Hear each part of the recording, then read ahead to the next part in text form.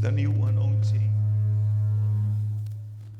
Leanganga pa iya wafi omai. Hallelujah. Lalo langi uma oe mamai. Oe mawala na malolonga. Langaina le manumalo. Anointing is falling from heaven above. God is healing in the cities of millions Of men, cry your victory oh, cry your victory is now heard now heard all over the land. over The new anointing the new anointing is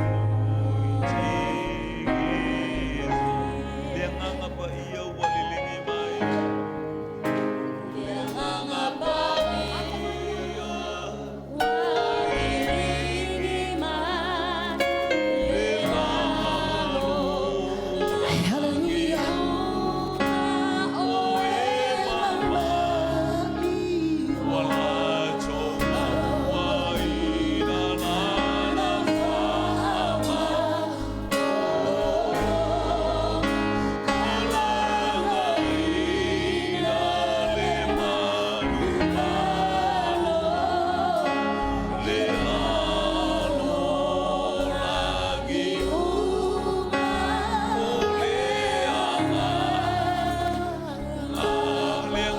pa iya wafi omai.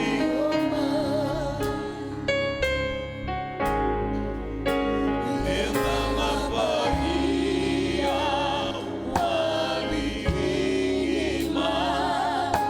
Lelalo langi oe mamai. Swingi sileu.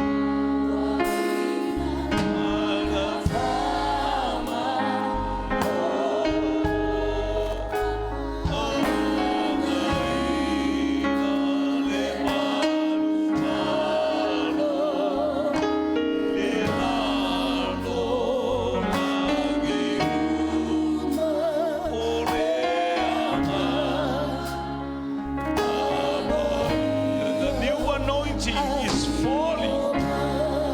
Lord, the new anointing is all over the world, all over the world. God is in the sickness of millions. Of millions. Cry your victory. Victory is now heard all over the land. New anointing is sing it again. New anointing.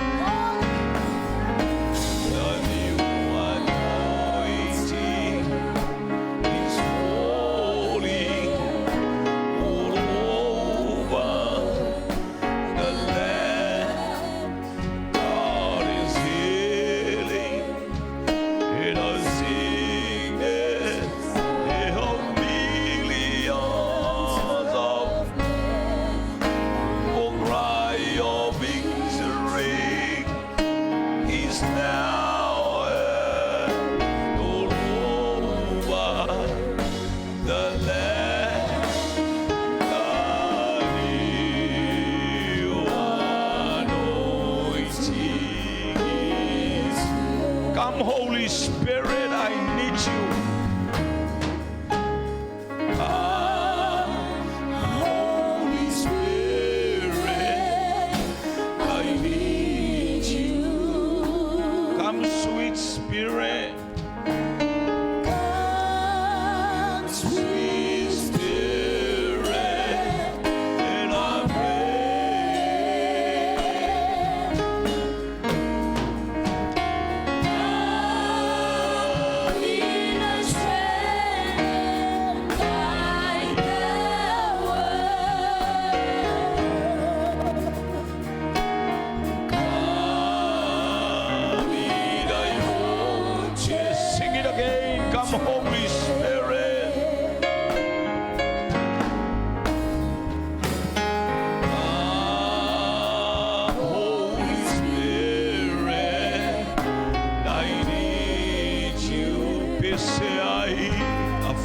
ia nganga pa ia. Sweet Spirit, and I pray.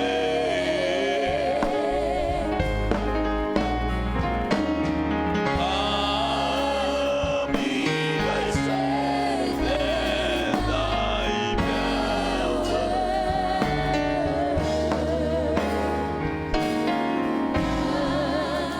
Matau i le taiao a tofaina. O le leo vi inga, ma le leo le whamanu. Sitia le suafa mamalu, lo loto malau tele ma maualunga o oe lo matou atua. E ala ia Yesu Keriso le ao le ekalesia. Tai ao e whane ne e ma alalanga ai le au Kerisiano. I le lalo langi atoa. Tai ao na whamanu. Hallelujah, na whamawina ai. Pena whailonga ina ai. Le maliu toe tua Yesu Keriso. E ala i lea fio ifo le anganga pa ia e matua whama talatala ma whailoa. Hallelujah, e pei o launa Yesu na e whetalai. E a fio ifo le anganga pa ia o ia na te whama talatala ia te outou. Awai le tautala fua o ia. E tautala i mea uma wana sila fia, wana sila sila ma ai ai ma whalongo iai. Iai le nei tai au a mātou tutua i e pei ona ope opea ma iai le whalinga o le afi mumu sai sai lunga le au. Fea au pito a lunga lua afe tausanga o mabae o mai le nei tai au. Ole o linga lea o mātou loto. Awa o ia o le whamalosi, o ia o le taitai, o ia le whaiaonga, o ia o le whautua. Whai loa ia te i mātou ma mo mali mai lau whaaunga. Mātou te tutua i o na aso whaingata. Mātou whaftailo mātou tamai mea uma o launa labana e fola fola. Hallelujah, o aso e ngata ai e o mai e aso whaingata. Tai maua se malosi. E uina i titi e pei o le fua o le sinapi. A o lou fina ngalo e ma whaia mea uma. Hallelujah. Ilo matou fatua tua. E ala i le taita inga le anganga pa ia. Mana au le nei aso le alu o lau tala le lei. I le atafa ma lei tu o le lalolangi. Ai maise lo watu no pele o Samoa. Manino ia te i mātou ma mala malamba i mātou. Hallelujah. Praise God. Hallelujah. E wina ifo mo le wina mai o le nganga pa ia. Ta pena i mātou mo le langi ma le ola e whawau. Whamanuia o tangata taito atasi. E o whaalongolongo i le nei tae mo mātou mana tualo loto. Le winga o le ne yaso. Awa nei papa o le sila sila i o matua ma ai ia te oe. O le alofa tu noa le nei o lau fio fatasi maia. Tai mātou ona o Yesu i le ne yaso. Mātou wala au. Mātou manatua le li lau fa mai senga. Malau fa ma fana fananga. I si o mātou ainga i fatu valu. Le ngata fo leo le ainga i sapoe, mautu lai lai. Oe o le atua o wha mawhana whananga o oe o le atua o wha maisenga. Ina ua mātou tau lima ina le anganga pa ia i taimi uma. Hallelujah, wa le ai le anganga pa ia le maua so mātou toa fimali. A o ia na te awa o mai. Na te wha mawhana whana mai na te wha maise ia te i mātou. I mea umalama manatua ia plata i vao ma efna male ainga. Hallelujah, praise God. Ono le vala au ale maliu male oti. Praise God li tina ole ainga ia to oa ia ia ilo wanga lele ia ile pa ia lau fio mato vala au fata alise le falongo le tangata ia ile nganga pa ia. Fataalise le falongo fangese na tautala fangese ona ita. Hallelujah. O le ngā luenga lea le nganga pa ia o matou tauli maina le ie pei o le nei tai ao lo tu maule malosi lua afe tausanga o mawai o mai i le nei tai ao. Praise the Lord. Hallelujah. E wha malosia lau whanau. Pa mawhanawhana atu ia tala taima efna ma le whanau ma le ainga atoa ina iuso ia au malanga. Leo nei whanau tangi mai ala. Ia i le pa ia lau a fio lo mātou atua. Ia le mātou tatalo, ma le mātou o lenga, ma tua fo i le ainga lele ia i sapo e mautu lai. Ia vaisa usawina lele ia i au whamurianga. Hallelujah. Ia i pia le pa ia lau a fio no le to e sea o le stasio le whanau. Ia la mātou tama, mātou walau i lau a fio le alu walau tala le leile ne yaso i lo unu malo ai. Ngā tai leo lo watu nu o Samoa so staff au whaer mātou whaitau langa whatas. Ia i le pa ia lau a fio. Ma nawa le nganga pa ia. Ia i le nei tai au wha manatu. E wha malo sia le au whai ngā luenga ma le au taua lau a fio. I umea umai lovi inga. Ona o Yesu. Hallelujah. Ave le pati e vi ia le praise God. God is good. All the time. Ia la tama i statu nesef ta lofa I se uso e utof tafa. Hallelujah.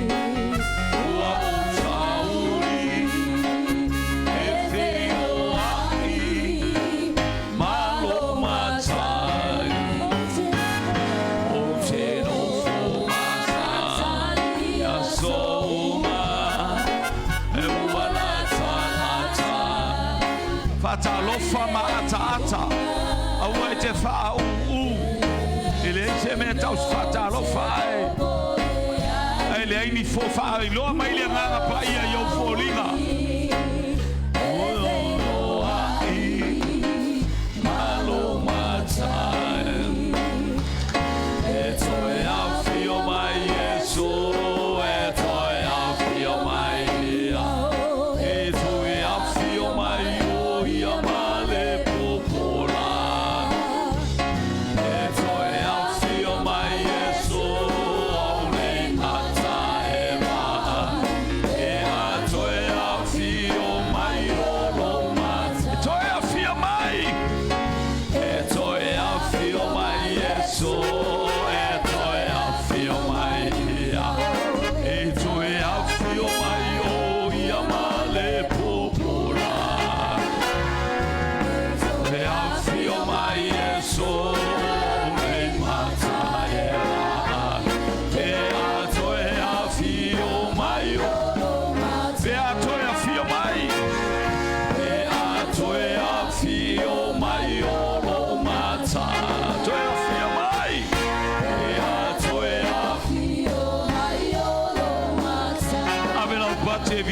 tua I fea. Hallelujah. Umalau fatalofa la haol tatu taulanga Yesu I fo ile ko inga skailia. Mi ia le ali praise God ta pena la taulanga. Ale la faila utala fatalofa I penga te failangi fatalofa I so stafa. Hallelujah. Ufai tatu ufai taulanga ile nei tayao fa manu ya tule tua o tatu yai. Ile tayao le lilingi ifo le nganga pa ia e fa manatu. Holy Spirit is with us. Ya ile angalelei male pa ia le atua ia te oe. Fatalo fapto voice o mato utama. Hallelujah te tai. Hallelujah.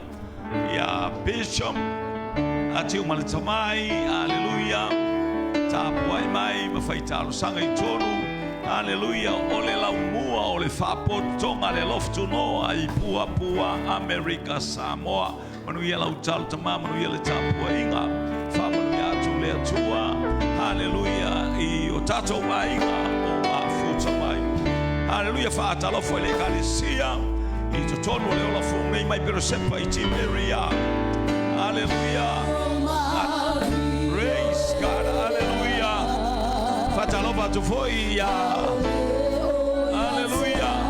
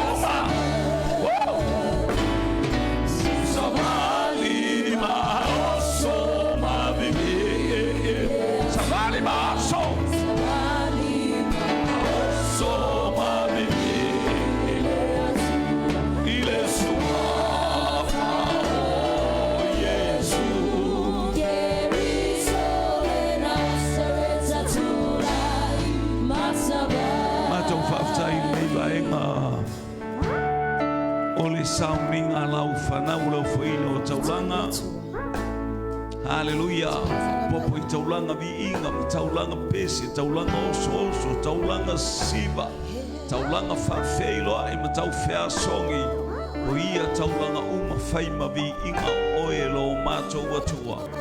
Hallelujah. Ia ile manuia o la wafio, ile nei vaenga le sauninga la ufana, ufamuia au ona tina au ona, mole e kalesia ono lo suafa Yesu. Amen. Amen. God is good. All the time. All the time. God is good. Hallelujah. Thank you. Praise God. Amen. Amen. Amen. Tato walala maililalo. Hallelujah.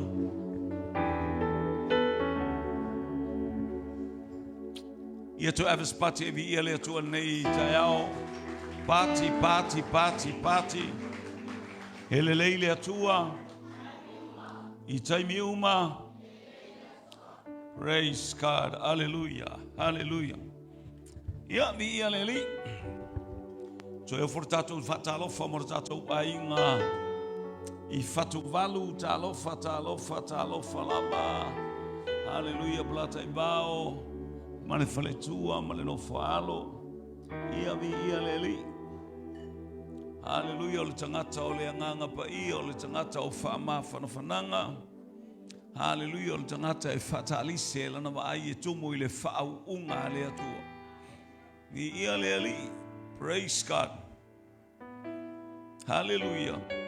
Ia o maua mai, ia o mta upule le sa e tautala I le asa le, ia le lautu e tautala atua. Amene. Ele le atua. Sisi vaenga olo ma au malo milosia I le asa. Ia lela uto e whamalosia tua I praise God. Au tato ia le taiao, vi ia leli, ia ile angalele, ia ile pa, ia le atua. Mo oe malau whaalongo I le nei taiao. O le ala sa nei. O le asa o le Pentecost, o le ala sa nei. Ngā luma I ma o ai lo sauku I al pikole ia o le ala sa nei. Mana ia tele. Ia whaftai. Abel pati mo.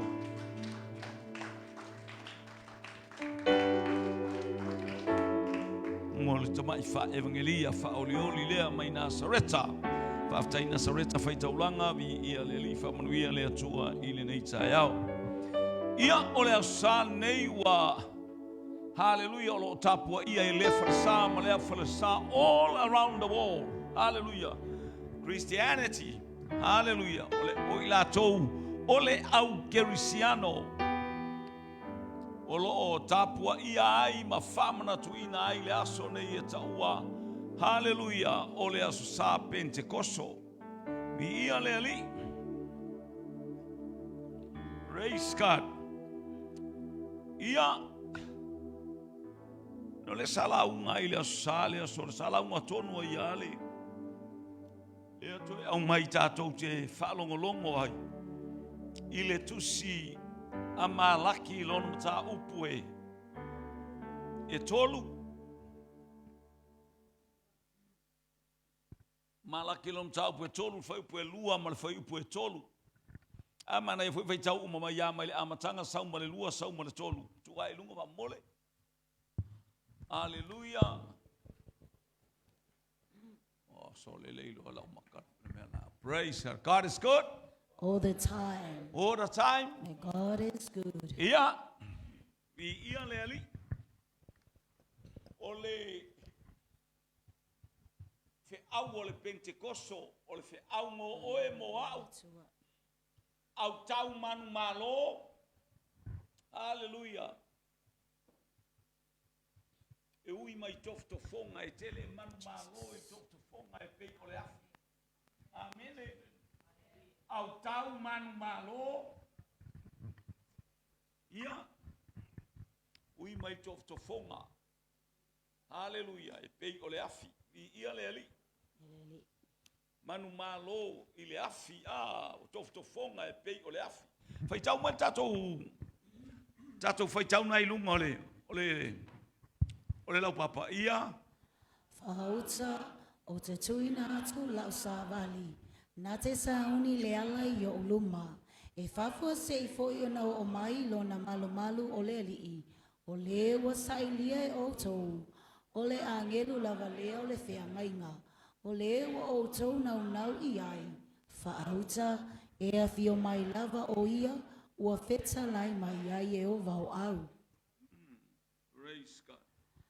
Ia le li su e lau tusi, i le tusi a pralinga i o tau peono fai upo e sifuru le fitu. E fia fai upo le malaki, fai tau. Oye, ole fai upo muanga. Mua muanga o fai tau atu. Ole fai muanga fai tau mai.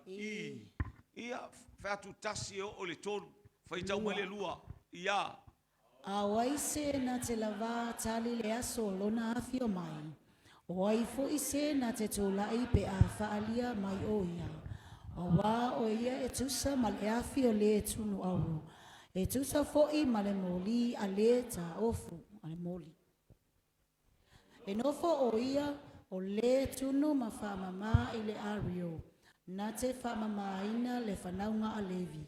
Na te whaatea e se fōi le ele ia te i lātou e peio le auro ma le ario. Lātou te avatua ia Yehova le taulanga e whai i le ami o tonu.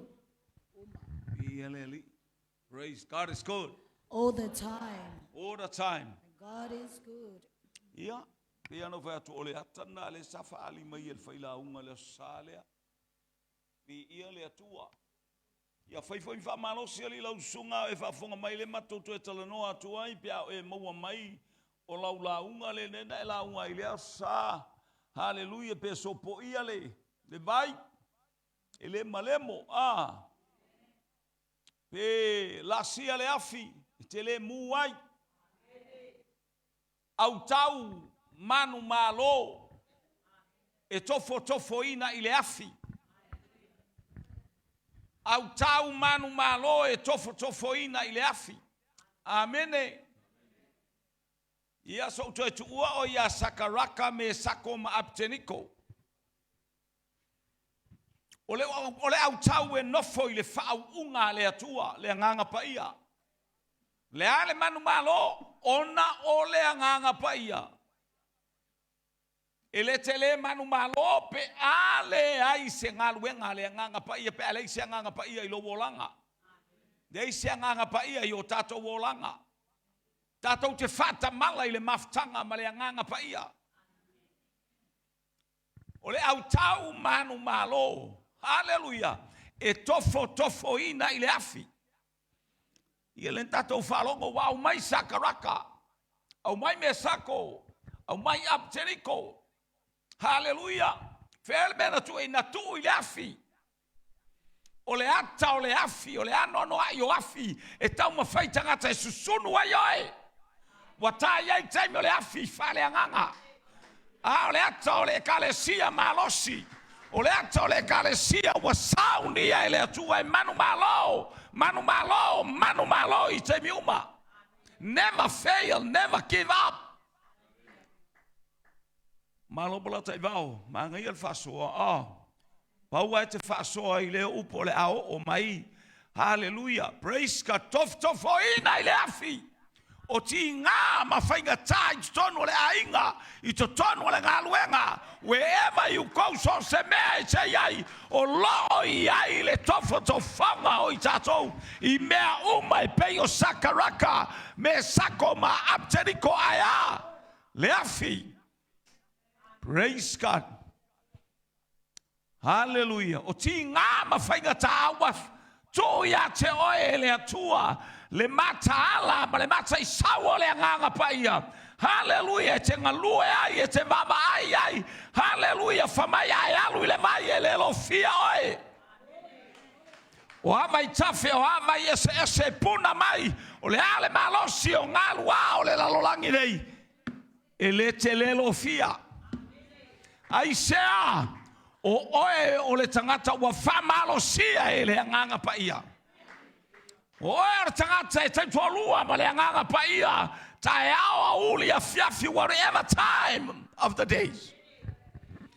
E whamalosi oe, e le leile atua. I taimi uma. He le mui le afi le wama ai le totolu na atua la le tofa I sea. Represent the Son of God. O le ato Yesu na tatala maya I le nganga paia. O te awina atu le nganga paia. Mai lo tamae awina atu I lo wingoa. Amene. Amene. Tele tai me fita ia I tātou fita ma whainga tāo le ola. Hallelujah. Praise God. Aya. Wa umana tā pena mo oe. Hallelujah. E whamatala pēa wa lua afe tau sanga o mamae. Hallelujah. O ai se. Se whatai whai tau mai whai pue lua ole. Tusi a malaki. Tu oi pērunga ngā tātou tusi. Praise God. Ia. Leirunga I whai tau hatasi ia. Awai se na te lava tali le aso lona afio mai. Ia tau whimai nā. Tātou whai motu mai. A o ai se lava tali. Hallelujah. Kwa ola pua a. Taimi o malaki. Taimi o le nuu whato ao mai peresia. Le iai ia hakai ma Sakaria malaki. Amene. Yareli. Amene. Amene. Mai fo ia tapa atu, hallelujah. Selu papelu le whaingo le whale whamai a kai wo tau whai o tau whale. Wo whai mea tau te loto iai. Ma whau I o tau wala. Amene. Lei mastasi o whasanga I le atua le aingo le whatotua. We need to focus to Jesus. E mo mea tātou te whasanga atu I le atua. Tātou wawai atu I le atua mana whamnianga. Hallelujah. Wala awina o e whau whale. Pe ona bala aulia I aya o mai nofo. O mai eva. Hallelujah. Praise God. Hallelujah. Le tau whatonua. O le kalesia le atua I le whatonua. Aisea, lead by the Holy Spirit. Ni ia le li. O mai a Sakaria. Hallelujah. E mo I ana whale u tau oso I le ulo o Sakaria, u tau oso I le malosi, Sakaria le whapele upu, e leo le malosi, e leo le fita. Ua tau whai I le maso e Sakaria, mai a o le anganga o le atua whalongo. Upu na Sakaria na whai atua a selu, Sakaria ia selu papelu. Ua tau uma foile ono sai, o stoi ina o selu papelu. Hallelujah, e maise, le angai mai o tu maanga Samaria o mai e tau mawhai e tau so e mai so lato awala. Mana lato upu tato wati fatasi fa mai se rupa pelu no. Le sko wa bangoa. Inana amata mai le upu le fe avea ia mea yutai ma Samaria. O le faunga o le fale lea. O mai fa mai o mai lato te afatu le ai. E to ngao ato ai titi e fau wale mena mato mai e fau.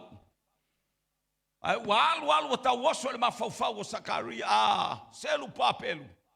Hello? Le tupu mai ele ngana ele ole malasi ele ole fita. But we need Holy Spirit with us. Avele pati ebi ile tua. Avele pati. Hallelujah. Praise God. Esi mena ole nganga pa ia ele fatonua sau pati. Si ele fatonua sau amene. Ele fatonua sau hallelujah. Ngalue mai lo na ele ola. There is life in you, Holy Spirit with you. Hallelujah. Vi ia le tua. Ti lo ina ia le anga le le taimi ole upo le atua. Ole upo le ola. Upo e fa malosi ai tato. Ia le wa o mai a malaki. Praise God. Se etu ifo le la faita watua a etu mai pe ina ilo. Malaki le mata upo e lua alo no fai upo muli ya. Fai upo e lua muli ya na fa pe mai. Hallelujah. Wa o tau ti fa wa o tau fati nga ile ali ya o tau upu. Hello ka fi mai. Fai upu muli al mata upu lua o le tusi le a malaki. Wa o tau fati nga ile ali ya o tau upu. A wa o tau fai mai. Wa ma tau fati nga ya te ia inia. Wa fati nga ya te ina wa auto fayane o ilato uma o e fai mele anga ele lei ilato iluma o leli. Allo fa mai o e fai mele anga. Hallelujah. O e fai ka anga mulilua pepelo nga oi o ame uma fa pena fa mai o e fai mele anga ele lei iluma o leli. Falo mai kala. Falongo itala tangata. Wala tau suia a atoa. Le polo kalame ale atua. Praise God. Hallelujah. Ua fia foi o ia. Hallelujah. O ilato uma o e fai mele anga. Ele lei ilato iluma o le alii. Ua fia foi o ia te ilato. Falongo. Ua fapeane o tau oi fea le atua. O le famasino.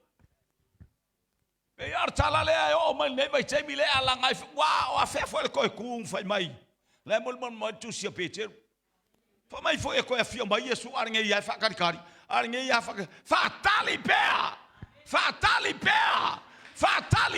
male matala fatali pea male ono sai ila to e fatali ia yova fa fo wina no lato malo si o tangata e o lai le nganga pa ia. O la tau e fatali le taita inga le nganga pa ia e lo fatali so la tau lava malosi. A lo fatali tali le leo feta lai mai. Ma le fa malosi mai o le nganga pa ia. Avele pati evi ia le atua. Ele lei le alii. I taimi uma. Ia le lau fai mai lo tau polo tau ina atu savali. Savali mua pe yelua savali na yanga mai mua savali mua Elia tamale o Yohane le baptiso le fama pe mel mata pe fal tusia. Hallelujah malaki. Hallelujah fauta yo o mai le aso e muai. Hallelujah e muai pe o le umu o le ona faya ile o tangu tunguto saito o e fama walunga uma. Atoa maefa ya mio le anga Yesu sunu ina fo ila ato ile aso ole ao o mai ua feta lai mai ai ile ali. Praise God. Fauta fa ipu elima le ola kwai. Fauta o te awinatu ya te auto Elia le profeta a ele io o mai le aso le ali. sau Elia. Hallelujah. O Elia lea o le ata o Ioane le baptiso. Le whapea mai e Isaia o le leo alanga I le vau fita. I nā teu ia e o tau le ala o le ali. E leo le ala o le ali o le ala le tau mai te tonu le teu wai mea mumu ia. Amene. Ia avele pati mo tina ia le ali whaftai tina mo sauni uninga awal teu wino le tātou malu. Ia le ali. Praise God. Hallelujah. Al mana onga ia sili ona teu wina lo loto. Aor tangata foi fai melei e teu lo na loto. Hallelujah. Ali mai ana ngaluenga e fai avel pati e vi ia le atua. Amene. Amene. Praise God. E ali mai ngaluenga e fai el tangata. Praise God. Whaftai tina uma ole arise and shine. Hallelujah. Mo ngaluenga le e fai ai lea taimi, ma lea taimi. Awana I fesilingi a fua ele isna pe ona fai atu. Hallelujah. O oe nei o a utai au. Amene. Amene. A tangata lea na maliu mo I tatou wa ia awina ifo ma awina mai lea nganga pa ia. E to atasi o le taulanga e tasi ai afe. Fai e oe le mea manuia ai tina. Fai e oe le mea manuia umai tama. Fai e oe le mea manuia umai le kalesia. Fai e oe se mea silisili a wale faa potonga le atua. Ia maua lunga le vi inga o le atua. Ave le pati e vi ia le atua. God is good. All the time. I ia le li. Saula Ioane o le sau e teu. I nā salamoia. I nā salamoia. Ave le pati I le atua. O le mana onga lea I o tātou salamo. Praise God. A o le. Hallelujah. Malana upu na whapea mai. A olo o muli mai le papatiso I ate au tau I le nganga pa ia ma le afi. He's another messenger. O ia o le keriso manu malo. Fetalai mo oe, fetalai mo au e tumu musu mo I tātou. I le fe au o le awina mai o le nganga pa ia. E toe wha malosi mea umai pei o lana na ia fetalai tele I sawe tatala. Na o sawe whataunu. Whataunu mea umalava ua fetala ia I le tuspa ia I le au. I le tulafono. Fetala ia I le tuspa ia. Hallelujah. I le tusia salamu. Ai whaapea ona whengana mai ai o perofeta. E le leile atua. I taimi uma. Tue whai tau atua le. Ia lea wa e loa. Whamai o loa muli mai le papa tiso ia te autou I le anganga pa ia ma le afi. Ala whai whasili. Whaapea le whasili a tangata na whasili ai fo ia amosa. O mai a whea le aso le ali. Watau whafonga mai le nuu le leipea ele whisili whapea. Awane I taitaina oe whai a mātau I mawhauwhaunga o tangata. Manisi uso a kerisiano. Leanga ua tō tele I lātou whamailau tūspaia. Tō tele I lātou te whamuina o lātou loto I le ua mea asa. Lātou te whase se I tangata. Lātou te taitai se a tangata. Pei ana iai u tai ale taimi o le tala inga le au apostolo. Pei ana u whai atu e la sa e umawae. Hallelujah. E o maile au wae ngai, praise God. E manao e taitai tangata uma ia whai u tai a talia sa pati. Peri tome tangata. Fatoa e alua ile talia Yesu. No. O leo o mai o Yesu keriso. E ta uami o tonuina oi lo fatua tua. Just accept Jesus as your personal Savior. E ta ua tua ia te oe le nganga pa ia. Le nganga pa ia le wawina mai. Le nganga pa ia le wa sapi ai. Le nganga pa ia le wa e o ai faleseu ai sau I ma o mali. Avel pati ile atua. Wa e faitonu le le ai. Wa e fai mawhauwhaunga mata ngofie. Wa iai le mata ala ia te oi lo ainga. Hallelujah. E tu musu ia te oi taimi uma. Leile atua. Mai tala tangata o mai afea le aso le ali. Tala fo ile Amosa. Aua kau ke manga o ile aso le ali. Tau tala ar tangata ola le tino. A faina ola Israel le tino tatau. But now in our times, no. Because we abide with Holy Spirit. Holy Spirit is already born on us. Wa uma ona lilingi mai le nganga pa ia ilunga ya te tato. A faina fe mate a Israel tala Amosa. Hallelujah. O mai ya fe sa tau mate a oe. Ua flow fa manu yanga le atua ya te oe. Aisea wa e tau limaina le mana faola, le mana taitai, le mana famanatu o le nganga pa ia. Te tui le faito toa matu ito iatu. Nai tu le faito toa o lo loto le alme fale tonu tui mai. Famanatu mai, tau mai. A fai foi wa ele ai, wa ese e tui pea le nganga pa ia. Foi mai le ali. Foi mai le ali na te matua fa mangalo ya te oe. Na te alofa ya te oe saei o outou loto. Aele o outou ofu avel pati evi ia le atu. O mai Amosa o le aso le ali i ele o se aso malamalam. O le aso pongisa. Hallelujah. Leu tatala mai malaki. Hallelujah. Le tue whaalongo atu le tala malaki. Ai se ala alfa o tue tala noa mai. Hallelujah. Hallelujah. Ia ono sai mei pesa isu ela utusi. Mata upu e tolu o. Mata upu e tolu. Fai upu e lua. A o ai se na te la va tali le aso lona fio mai. Hallelujah. Le vuko e kau kala fo. Le wainga o le whaamanatu ia te oe. O le tu mumusu ia te oe le nganga pa ia not by few. By the living spirit of God in heaven. Whaamanatu ia te oe, whaamanatu ia te oe. Whaamanatu ia te au, whaamanatu i le uso. Praise God, hallelujah, mea uma o feta laima iai.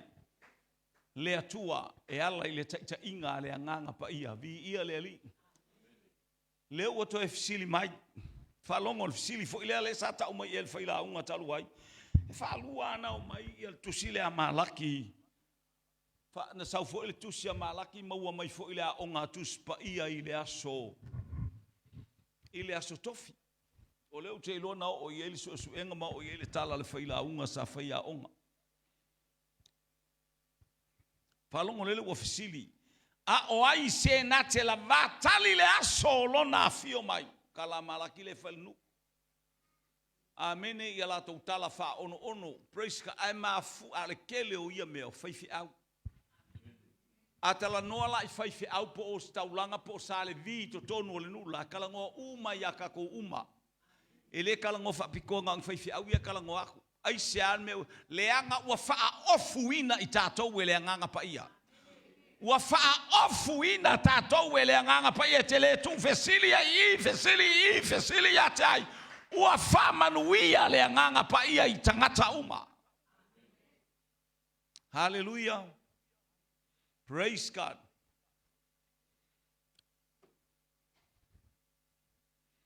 A o ai se na te la vātali le aso lona fio mai. A oi foi se na te tūlai pe a whaalia mai o ia. I ia le ali. Tautala i le fio mai o le ali. Iwa uma. Watapuni le avanoa. Le tala noa mai le fio mai o Keriso e siti alana e kalesia. Taimi o siti anga o le kalesia. Vi ia le ali. A fio mai Yesu ilo na fio falua mai o le fio mai le o Yesu. Hallelujah, ilona nu o Israel. Amene, ia pe le tau mai tau watu i le fio whalua mai pe i tele ia tātou wā. Oka se le leo le neia tuaina wa awina ifo le anganga pa ia ma whamanuia no wese ma i lea tulu inga e o i lea tulu inga. Hallelujah waf.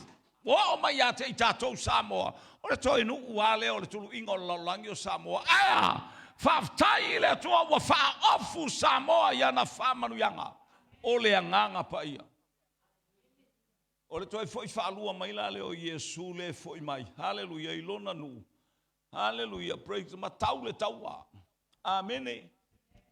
Taule taua. Ma taule fo le taua le tau ni pelu pe tau ni fana. Pe yenta to mela le fau fe kangaka. Fau fe kangaka. Ai ko fo ya kuā mela ko e okia ya le au fau pomu a. Tato vai la vai ngala fau pomu. To uruane a pomu ilunga ya te ilato. Hallelujah, Iran, Iraq. Oi tangata uma tato wa ai tola ko meni. Hallelujah. Yo te malo le lokar te malo mai fo el melenga sa ko malo lenga kwa Venezuela a. Praise God. Vi ia le atua. To e mai apo mu to e o le tango le pelu e ochi le pelu. O le fau mele anga e to e fai atua. Le anga e lo fau. Mo se lo fatu no. O lo fau. Mo le fasiot stata ma le amio le anga. O lo fau mo le fasio tangata ma le amio le anga. Amene. Sua matatu sia li le fa mo le. A faalinga mata upu e. Faalinga mata upu e ono.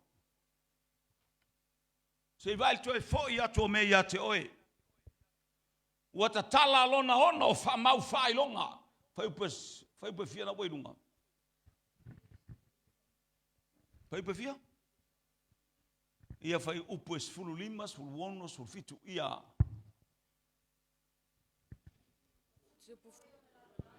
Na tonua ia sau ngā ia. Tupu foia la langi, mahali sili, ma e o te maa a inga, ma taitai o au taitawhi. Ma le wa malolosi, ma polo ma uma, ma toa ma tamale ele uma wala tola lafi ana. Wala tau whai atu foi, ma uma ma papa, ma fuli mai ia te mātou, ma tanu mai ia tō anis. Mama le tie le no foali. Ale to sa o te mai mai. Awa o mai le asu tele o lona to sa. Ai foi se na te mafai o na tu atu. O le taimi o mai ele fa mau fai longa lea fa mai e tatala e taimi o fa mau fai longa lea. Wale ai se mala malama. Wale ai se mala malama ile lalo langi. Wale ai se la. O le ata o le ai se anganga pa ia. Wa ave ese. O le ata o le alofa tu noa o le atua wa ave ese. Hallelujah. O le tala ele masina o le utoto o le masina. Sui folinga o le masina. Hallelujah. O fetu o le langi wato ulu e pei o le pa u ilalo avi. Ma apu. O le taimi fo ialele o le atom. Hallelujah. O le taimi wale to iai se fuata ala e tau ia. Hallelujah. Wato ulu ilalo ele ai se apu lele e koe maua e ofu e vai le ulu e vai akua mamae uma. Lunga winga nga ulu le anga ulu ia la fayen ko umu. Amene. Va vai le la au po le vi. Praise God. E langa o le vi la to ia to ulu na laule la fasanga mai e to e fua. Amene. Amene. A ole ata le tau watu ia te oe. Pei ole ata e maise le au tau apu a whafonga mai le au tau apu. Ia mai la tau e o ia tunu lai whafo. E o le taimi o le atom. Wa ele to e vai o taimi nei. Taimi nei wa matanai vai la awolu popo. Le aini lau. O le lau e producing mea ai le la au. Aya o le aini mea ai o ia i o le au le apu. Ua matua o inale sa wa vai la wa pula fo ya le apu a fa pela o la pula le a le pula la tele fa mai to tonu. Amene le tau la mal tus pa e por fa yupu na es futonu. Hallelujah, praise God. Oh my Lord, fa yupu le sulima. Hallelujah. O tupu fai o le lalolangi, ma li sili, ma taitai, haleluia, ma e ua malolosi, taitai o malo, taitai o le lalolangi, taitai o atunu, o e malolosi, haleluia, o ali, praise God, haleluia. Taitai o au ma e ua tamao ainga o e ngā kele au oa o e ngā kele au kupe. Haleluia, le anga lau taitainga, whale tonu lau taitainga, whale tonu au manatu, o e malolosi ma polonga. Haleluia, e o lava I tangata polonga. Tangata ele se wha moe moe I le langi. Tangata ele se wha moe moe I le nganga paia. Wape te pangota ai maua oe au la tapua I le atua maua oe wa e talia Yesu maua oe wa e sauni haleluia o le ala vale me o ia te oe foi I le atua ma le whamaoni maua Paulo Masila lai tonu al whalpuipui ai maua o la e ala langa I le viinga na nofo le matangi na nofo le mafui haleluia I le viinga ma lepe fale aia faola ina le taitai au le taitai o le whalpuipui. Ai sea tangata lai wha a upenga ina e le nganga pa ia ave lau pati e vi ia le atua.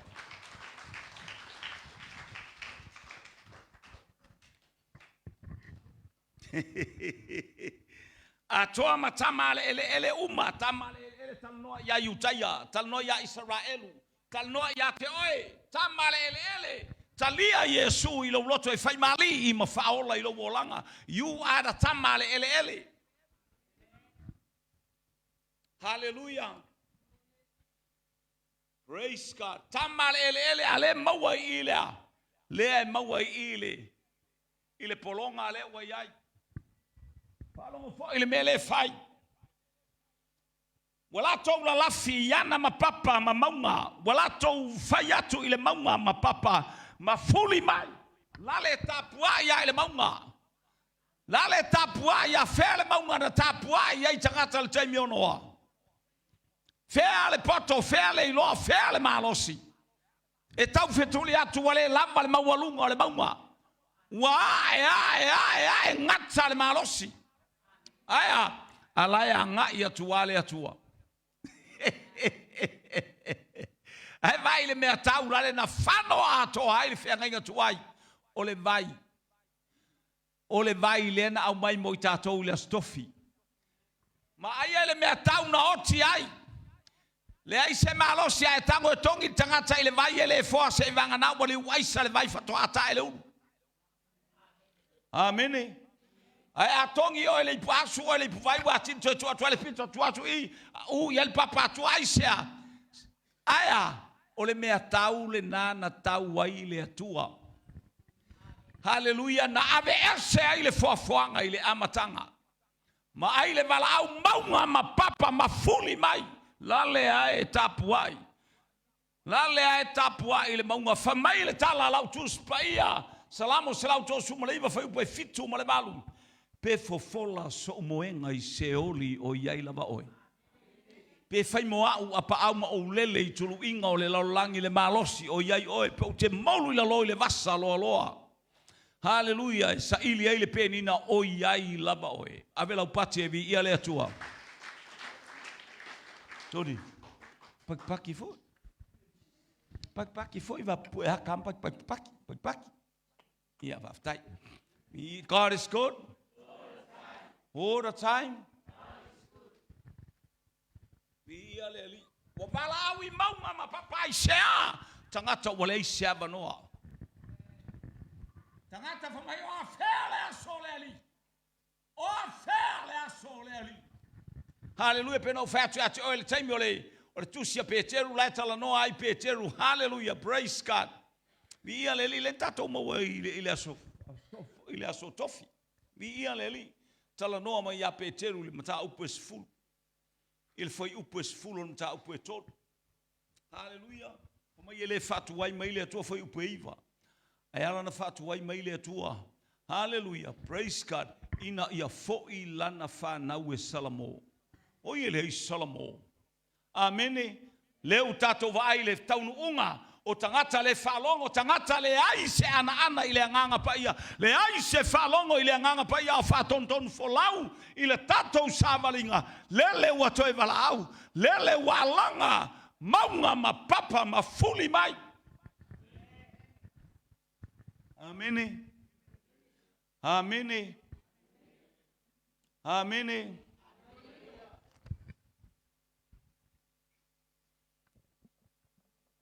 Au ai sena te lavatali le aso le li. Hallelujah. Ilona fio mai. Wai foi sena te tulai pe a faalia mai o ia wa o ia o le tusa ma le afia le tunu aulo. Le tatou faalongo ai foi le aso. Tofi. Tusa ma le afia le tunu aulo ia le wai faalongo le aulo. O le aulo le atua. O le auro le atua ya e liu o le atua I lunga le afi o le ale afi o popua ngā o whainga tā o futia o ai tu wainga vainga ese e peo la Paulo I lona tali o Timoteo o aso e ngatai e o mai aso o whainga tā la le liu ai oe o le auro le atua I lunga le afi. Hallelujah. Hallelujah. Awa umana ya awina mai samali na ui mai le fale pomi le falio le loto maulalo la na misiona atoa yo na uso mai utaya atoa hallelujah mai Israel o le misiona fita ma faingata na I o le misiona I lunga sa taulo la le wataita yatu hallelujah praise God. I korokota nga iane ai, hallelujah, I lona tuunga mau. Praise ka na ilo ai le auroa le atua. Whape nā fo i na ilo o tula ngā ao. O le ala fua ma le ala tuu. Na ui mai ai lo tatou matai e te le alo e se ai. Loa inga, mana e fo i toe lapata i ato i nei vai tau. Tele fita, tele whainga tau, tatou whawhianga. Ia, esen mana i o tala na tusi na Iakopo fatalise lau whaalongo. O le whaalongo e whaauuina. Tasi alau whaalongo e lore vea soltuspa I ele au mai ele whaamalo simo oe. Tasi alau whaalongo o le puluafi. O le attack le mea lea. Hallelujah. Eli liu wane. To atuli. Liu wane. Ba aise me te talo ta maa. Feso soni mai lo uainga. Hallelujah. Fafonga mai lau sunga le ao. Hallelujah. Fea ngai maftianga mpua ngā. O le mafu angana na au mai ailfe au lea. Last week. Leo to e tala noa mai ailfe au le atua e whamalosi mo lau sunga fata alisi e le whalongo. Ave le pati e vi ia le atua. Tato uma utonu le whalenei. Hallelujah. E o foil mato wainga. La le fata atia mai le oti. Hallelujah. Mea o ia yo tato wa inga oti ai se ua lata mai le ali. Ua I whaito toa le ali. Praise God. Hallelujah. Aya tu mai ia te oe ma le fisoa soani a le nganga pa ia. Hallelujah. E pe ona iaile na ia sa. E ao na e tu mau. E ao na e abai. E ao na e pi mau I le nganga pa ia. Fusi ma le nganga pa ia. E toma tawai. Hallelujah, lau savalinga I le atai me fita I le ainga le varta mamaratina. A ese le mana I o se ainga. E malosi mai lesi ala e. Fatonton for lau atu lesi o la I oe. E alu warta manga se ane ala I le nganga pa wala I le nganga. E leo le ngase aya. Ua whalongolongo I le leo le nganga pa ia pesa ke sa ke foitina. E alu wa mapuane. Ini a fane malafo le taula o mahalolo. Ave le pati e vi ia le atua. E whamanu wia mai ai le atua ia te I tātou I le ataimi. Ma le ataimi. Whamai o ia. Hallelujah. Praise God. O le afia le tunu auro. E le whapea mai whaiupu le awa o ia e tusa ma le afia le tunu auro. E tusa fo I ma le moli a le ta ofu. Fai uel tātou pōkala. Amene. Na te whaamamai na I tātou. utupupu I tātou ele ngata I pe o le fale na tafi ele fafine. Hallelujah. Tafi ele fafine. Teu ele fafine. He wa maua le besa su e o lana tupe. O oi o le tupe e le atua. Mea muli la le faili fainga ai ma fia. Ele nata ina tafi. Fa mama e toi fa manatu ya toi. Fatumu. Tau fatasi le upu fatumu. Fatumu ile nganga pa ia. Fatumu ile nganga pa ia tatalo. Bala auta mau te mo mia lo nganga pa ia. Faitau tus pa ia. O mea uma na tau wa Yesu. Na tau ilalo le whaunga. Wailunga ya te au le nganga o le ali. Hallelujah. Wana whau ya te au. Hallelujah. Ina I au mai la tō o le tawheanga. O e o. Se toi e tūmata mauna e tas. O le ata o le anganga pa ia malana whaunga I lunga o Keriso. Arise and shine. Tulaia ina malama. O le vaai le a malaki. I le ata o le a tātou vaia I le Keriso. I le ngata I le o tātou tangata awauna I le atua. Hallelujah. Ya ona tātou tulai. Ele na o le tulai. But we need to shine. Fai tau mai le mata upe whawhai upo luka. Mata upe wha o lono whai upe sumar balu sa urua. Luka fulfa fai upe sorry. Luka e fa fai upe fulvalu sa urua. Fai tau fatasi ia.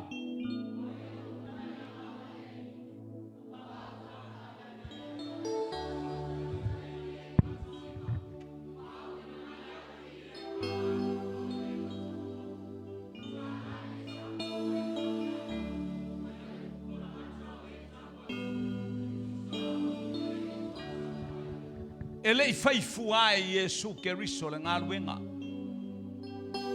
According to God's word, ile upo le atua satani ua tusia. Satani ua tusia written in God's word. Ele na me ai o la el tangata. Tau Yesu according to God's word. Fa longo te announce le faunga.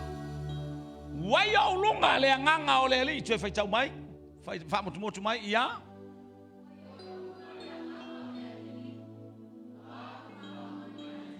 wa ya te au le faunga ia fola tala lelei share God's word sawe we fola tala lelei tangata o poor people hallelujah mi ia le atua e tawheanga whaola e mo mia ia te I tātou le whaunga le atua. Hallelujah. O le na te whaamama. Hallelujah. O le ngaluenga le tunu auro. Tunu le auro se ia I loa mai le auro sa se ia sina e le pulu o le auro. Se ia I loa o le auro le mea le atele le mau auro. Tautalinga o hana o le auro. Tautalinga o le malu o le auro. I o le tautalinga o le lima tautuatia. Ia al tangata nai e o le auro. Ai aola nai tango e lunga le afia unua ma se sina mai o se auro. Hallelujah. A o le auro le atua I loa I na ua tofo I lunga o le afi. O le moli a le ta ofu. O le ase moli, po le asfas moli atai oi. Ia o le toto Yesu Keriso. Hallelujah, ta wami o tonu ina ai. Hallelujah, Roma ilon ta upe lima ron fai upe iwa o le toto fo o Yesu Keriso. Fa mama wa ta wami o tonu ina ai tato. Fa vala talata I tato na mamao. E feso ilon ta upe lua alon fai upe sumar tolu. Hallelujah. We na baba mau fa vala talata ina ile toto Yesu Keriso. Fa mangaloina matongi ola. Fai maile e feso mta upo mua alon fai upe fitu. O le toto fo o Yesu Keriso. E fa hallelujah e fa mangaloina ai. Ma fa hallelujah matongi ola ai tato. Haleluya. Watato ulu le mesili ona paia e peru mata upes fulu aron fa upes umaleiva.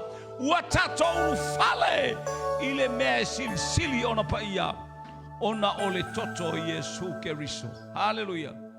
Yohane muamule Yohane mata muamua fa upe fitu. Ole toto faya Yesu Keriso. E faama ngalo ai itato. Ta wami otonuina itato. Faama maina faama ngalo ina. Haleluya. Ta wami otonuina ile ngata ilea.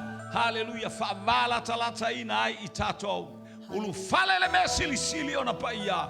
Male tusia falinga le mata muamua lon fa upelima. Ole toto faya Yesu Keriso.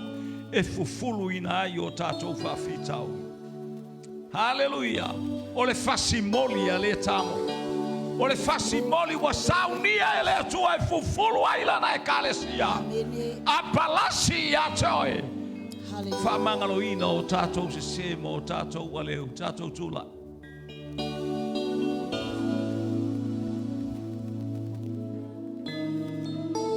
God is good All the time. all the time. God is good. O sauloto, o sauloto si ilungalo lima pe sauloto. Hallelujah. Hallelujah. Tato de talo mole tautino ngale upu ale tu faftai tamaila upu. Faftaita maila upu. Faftai lo wangalele. Faftaita wangale. Faftai mea uma wa esaunia. Faftai mea uma wa E esa. mea ya wo se autau manu malo. Ina ua tofo ina ile afi. Fama mama ila watali. Fama mama ila wauna. Fama mama ila wafafini. Ia sina isili lole kiona. Tautino ilo mutu matali tonu ilo loto. Oa ulaba le tanga sala. Faftai lau faula tanga.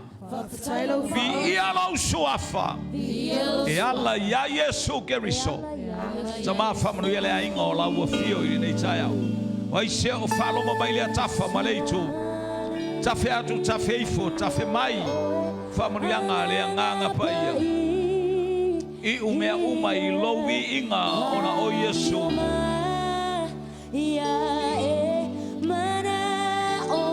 Hallelujah. Famanu ia le a inga o le fatua tua. Ma le a inga o Keriso i le neitaya.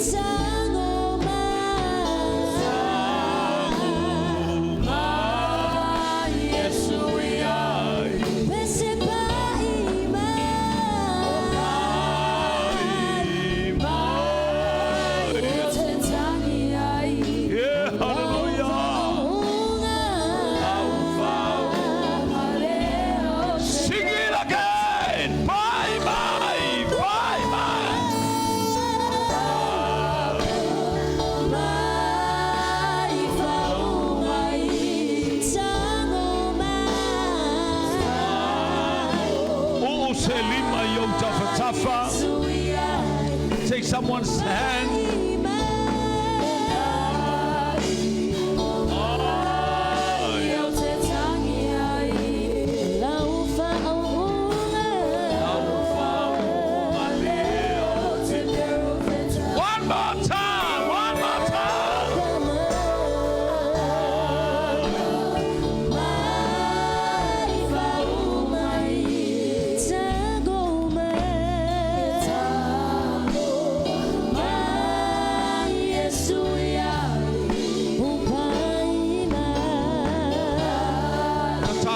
Manuia tamata na ile tu tamatau male tu tawunga bale.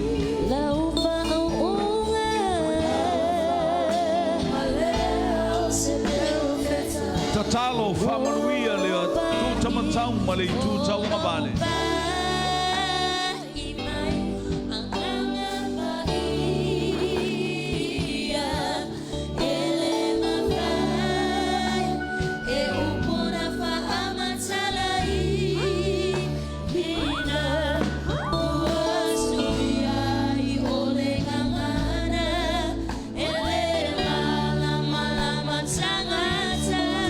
Tu samai lo wainga. Hallelujah mato wainga no fer mato mafuta ile nei tayao. Ngale ya tu ile ainga ikilikana ile ainga yoritana. Ngale ya tu ile ainga. Hallelujah, praise God. Heperona. Pai oi se pai fo ma famanuia lo mato watua. Amato sauli etu ua. Hallelujah, sau le ala ile mana o lo toto tali watu lo wainga mare fia mana tu ala ua fionga le ri. Hallelujah. O ole tu no aulo. O ole moli le ta ofu. O ole ta ofu anga le lei. Ete famangalo ya te imato yo mato se maleu. Sau le ala le mana o lo toto i lunga o ala. Sai mi taliu mai lo wainga. Fo iatu iate o ele vi inga le famanu ma le fane. Famanu ia mato sua oi. Fai ona mato fai lotu fatasi ona o Yesu. Amene ma amene ma amene.